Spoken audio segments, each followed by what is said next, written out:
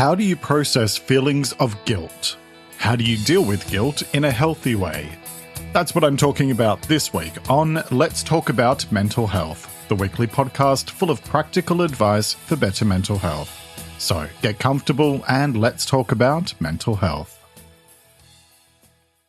Hello and welcome to episode 124, and thanks so much for joining me. If you're new here, hi, I'm Jeremy Godwin, and each week I look at one specific topic like anxiety, motivation, heartbreak, etc., and I share practical advice you can apply immediately to improve your mental health. Back in 2011, I had a major breakdown which led me into a period of severe anxiety and depression, and I couldn't find many resources for dealing with my condition that were straightforward and practical.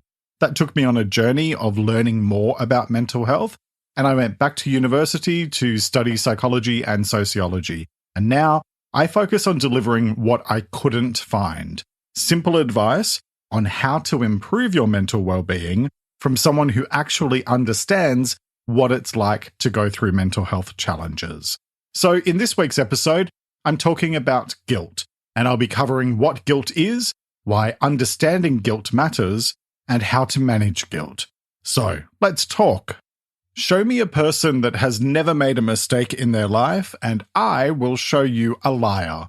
Whether it's because of something that we said or did, or perhaps something that we didn't do or didn't say, we all make mistakes from time to time, or we might do something that is less than ideal in terms of the type of person we hope to be.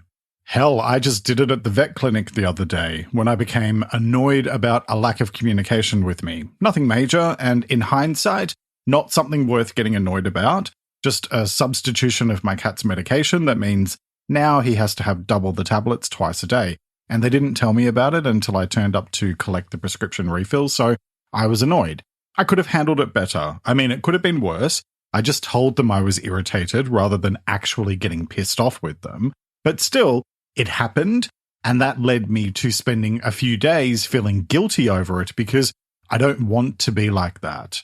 We are all human, and that means we are all imperfect. And that also means we are very likely to make mistakes, and we're even more likely to have extremely high expectations for ourselves, maybe even unrealistic ones, that lead us to feel guilty when we inevitably don't live up to those impossibly high standards. Whether you're dealing with guilt over something you did do or something you didn't do, learning how to process guilt is the only healthy way to deal with it, and that's what I'll be looking at today. So let's explore some definitions and let's talk about what is guilt. Guilt is a feeling of having committed wrong or failing in an obligation of some type, and that definition comes from the Oxford Dictionary. It's a fairly unpleasant emotion that is similar to regret and shame, but there are some key differences which I'll talk about in a moment. As well as having emotional symptoms, guilt often comes with a range of physical symptoms as well, such as sleep issues, muscle tension, and problems with your stomach and digestive system. Think of that churning stomach feeling that can go with guilt, and you'll know what I'm talking about. Before we go any further, I will also note that there's an additional usage of the word guilt, in English there is at least, and that's when we guilt someone into doing something, as in manipulating them to do something by making them feel guilty about it. This is often something that some family members can be very good at doing. I'm not covering this type of guilt today, however, I wanted to make a note of it, and it's something that I've touched on in one way or another in several previous episodes. Episode 19 about family and episode 56 about manipulation. So check those out for more on that type of guilt. Back to our discussion about your own sense of guilt. From a psychology standpoint, there are some deeper definitions of guilt that might be a bit academic, but I think it's worthwhile sharing a little bit of it here.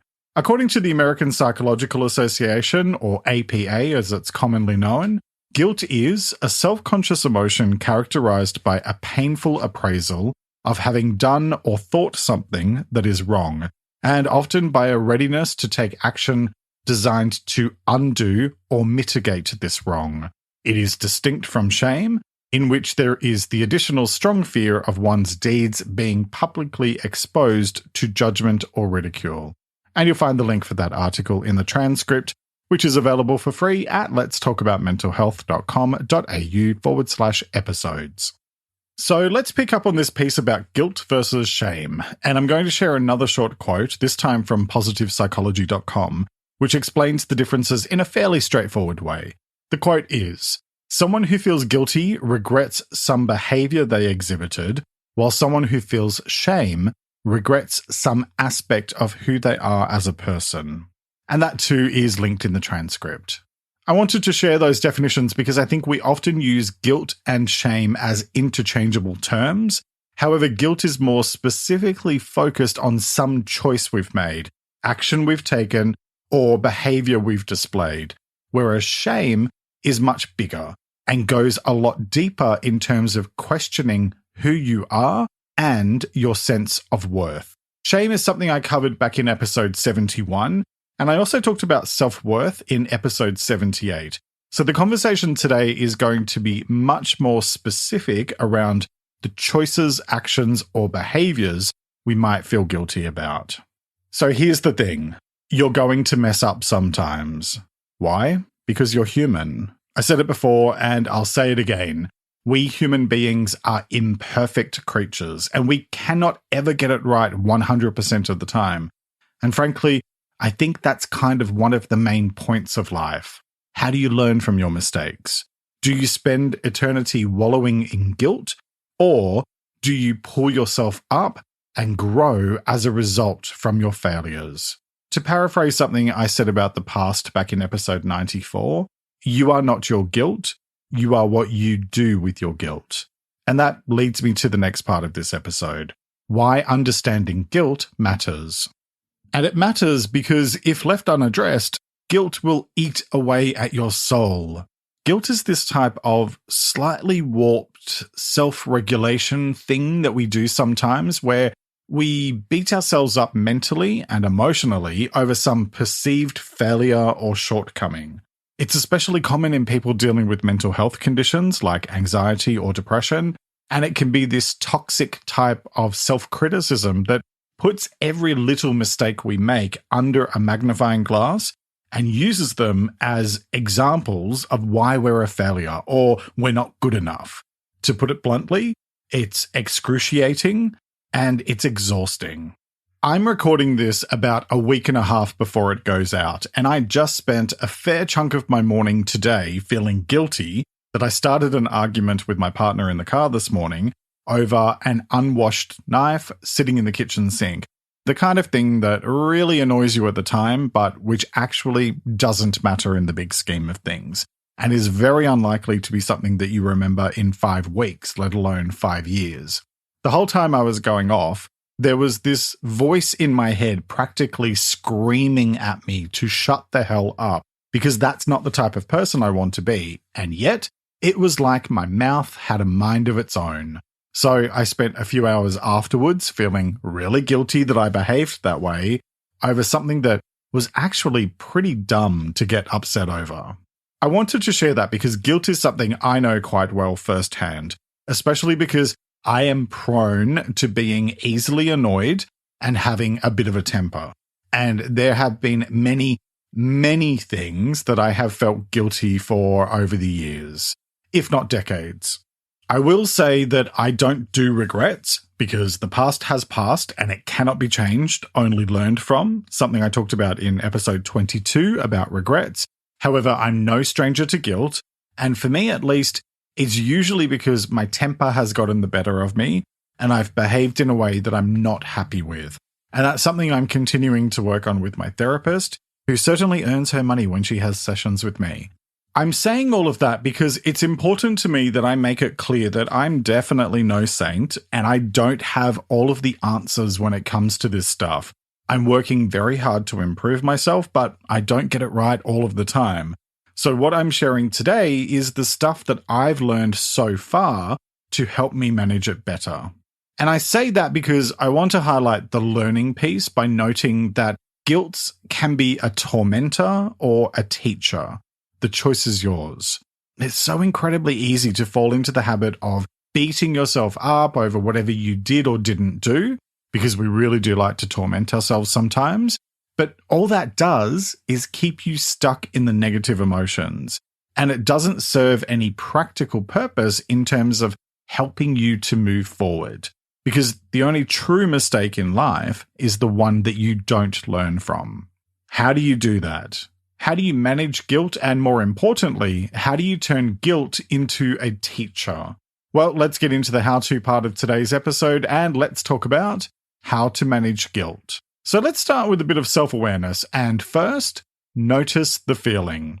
And I say this because it's actually fairly difficult to sit with negative and uncomfortable emotions a lot of the time. But if you try to gloss over it, then you're not going to be able to do the rest of the steps I'll be talking about. Yes, I know guilt can be difficult to feel, and it's really not the most comfortable feeling in the world, but notice when it's happening and just sit with it so you can see what it's bringing up to the surface for you mentally and emotionally, which leads to my next point. Ask why it's happening. And this is about digging deeper into your self-awareness, which I covered back in episode 62, so you can be clear on what is really going on. I say this because most of the time, our words and actions don't just happen randomly. They're connected more deeply to what we need. For example, I mentioned earlier about the lecture I gave my partner this morning, which wasn't really about the dirty knife in the sink, but was actually more about the fact that I work from home. So after I drop my partner off at work, this is then my workspace. And when I have to take time out of my day to tidy up or whatever, it makes me feel like my work is less important. Even though I know that's not true, it's still something that comes up for me every now and then. And so by being able to identify why I snapped this morning, I can actually begin to look at things we can do to treat the cause of my frustration rather than just the symptom. Also, it highlights for me that I have control issues, which is no real surprise to anyone who knows me, but that's a whole different conversation. Actually, I covered control back in episode 48, so you might find that helpful if you're anything like me. And that leads to my next point. Notice what it's creating. And by this, I mean, what other emotions, behaviors, or actions are happening as a result of the guilty feelings? Because this is about understanding that guilt often has flow-on effects into other areas of our life.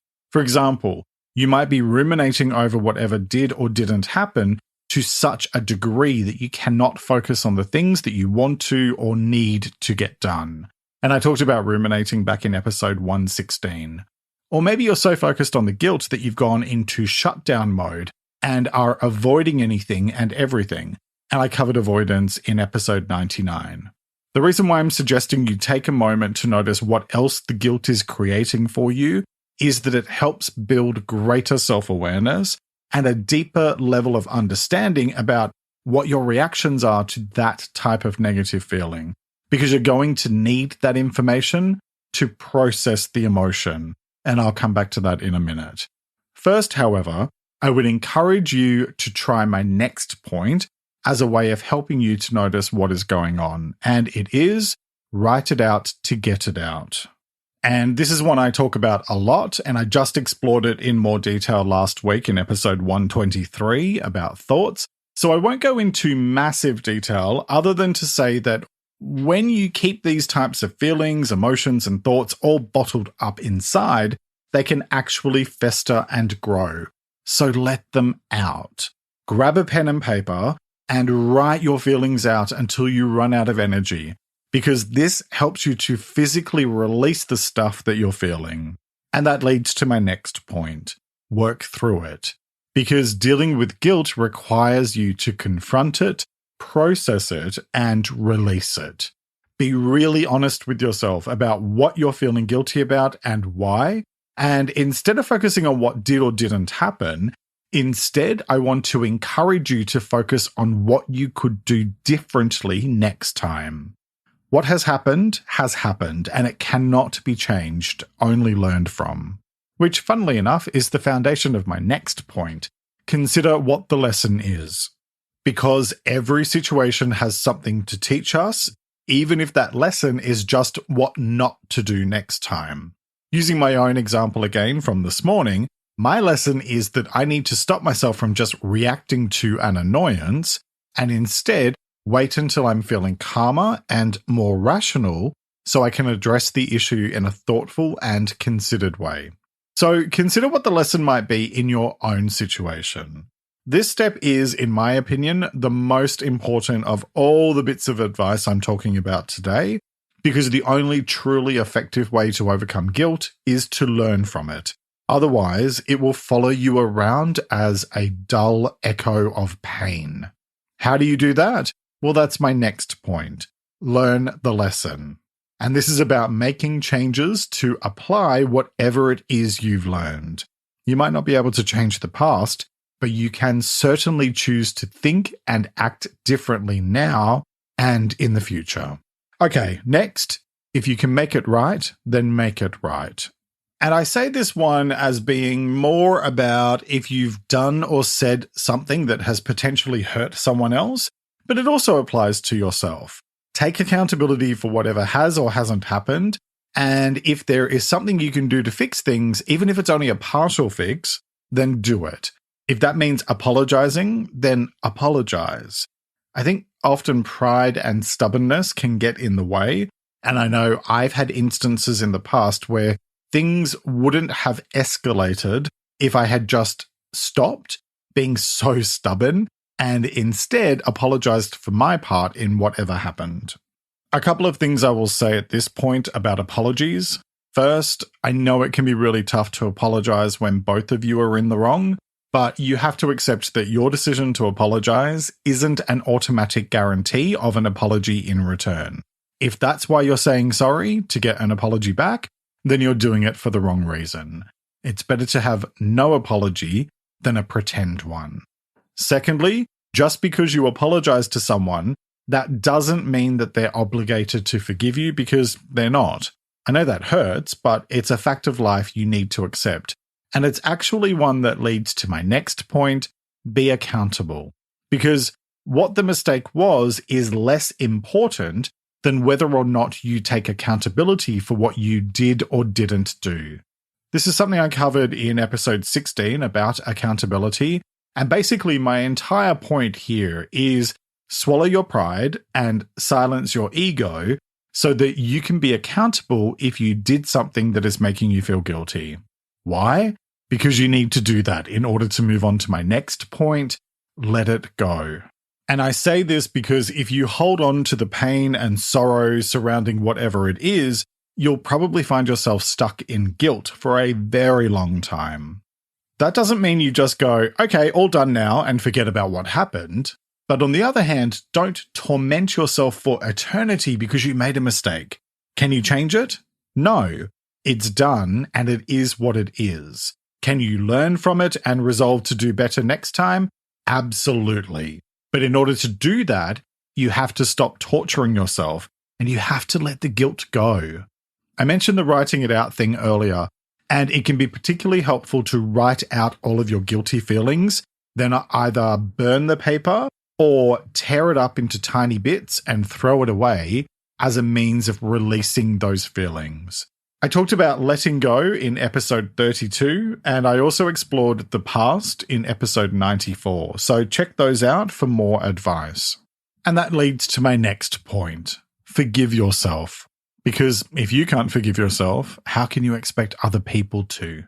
Like I said before, you're human and you are never going to get it right 100% of the time. Learn from what happened and grow from it and move forward. I covered forgiveness back in episode 44, and while it's mainly about forgiving others, it's a useful one to listen to for the topic in general. Also related to the subject of forgiveness is self-kindness, and in fact, my next point is be kind to yourself. Because a lot of the time, we can be unkind to ourselves, and all that does is reinforce our sense of guilt and even our sense of failure. Be proactive about improving the way you talk to yourself, which I explained how to do in episode 9 about self-talk, and treat yourself with greater self-respect, which I covered in episode 96. And I also talked about self-worth in episode 78, which is another good one to help you focus on ways to be kinder to yourself. Another way is with my next point, give yourself permission to make mistakes, because mistakes are how we learn and how we grow. I mean, I'm not saying to go out of your way to make a mess of everything every day. It helps if you strive to be the best that you can be. But know that being your best doesn't mean being perfect, because perfect does not exist. I've covered a few topics in the past that might be helpful: perfectionism in episode 98, mistakes in episode 2, and failure in episode 84. So check those out for more how-to advice.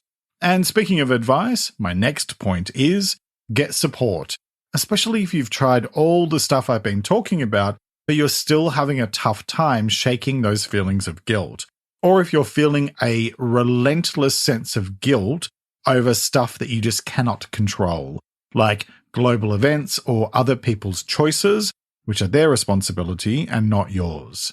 By all means, talk to a trusted friend or family member, but for truly objective support and guidance, it's probably going to be much more helpful to speak with a professional like a counselor or therapist, who can help you to work through things in a more considered way and without the emotional attachment that comes with personal relationships. I see my therapist on a regular basis, and it's played a massive role in helping me to process feelings of guilt so I can let go of them and make changes where I've needed to. Because when it comes to guilt and mental health, what it all boils down to is this. Guilt can be exhausting, and it can feel like a heavy weight that you're carrying around. If it isn't dealt with, guilt can eat away at your sense of self-worth, and it can affect your belief in yourself. But the thing about guilt is that it's actually an opportunity to learn and grow.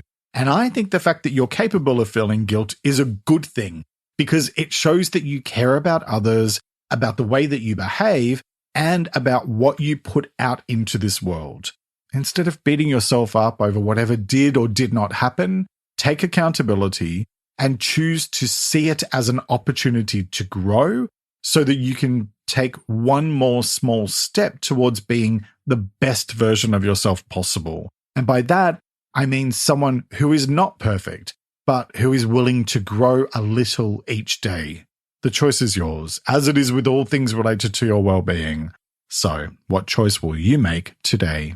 Each week, I like to finish up by sharing a quote about the week's topic, and I encourage you to take a few moments to really reflect on it and consider what it means to you. This week's quote is by an unknown author, and it is, "We all feel guilty about something. The only positive thing about such feelings is that they help us to change and to behave better in the future." Let me repeat that. We all feel guilty about something. The only positive thing about such feelings is that they help us to change and to behave better in the future. All right, that's nearly it for this week. Next week, I'll be talking about self-belief. Thinking positively about yourself and your abilities is a foundation of good mental health, because it serves to improve your self-worth and helps you to believe that you can achieve pretty much anything you set your mind to. But how do you do that? How do you improve and maintain your sense of self-belief? Well, that's what I'll be covering next time. I'll be talking about what self-belief is, why self-belief matters, and how to improve your self-belief. Because if you don't believe in yourself, who will? I hope you'll join me for that episode, which will be released on Sunday, the 3rd of April, 2022. And watch my latest YouTube video on Wednesday over on my Better Mental Health channel. It's linked in the episode description, or visit letstalkaboutmentalhealth.com.au, where you can also join my mailing list for my free weekly newsletter. And you'll find my website linked in the episode description as well. And find me on Instagram at LTA Mental Health, where I post extra content throughout the week. Thank you very much for joining me today. Look after yourself and make a conscious effort to share positivity and kindness out into the world, because you get back what you put out. Take care and talk to you next time.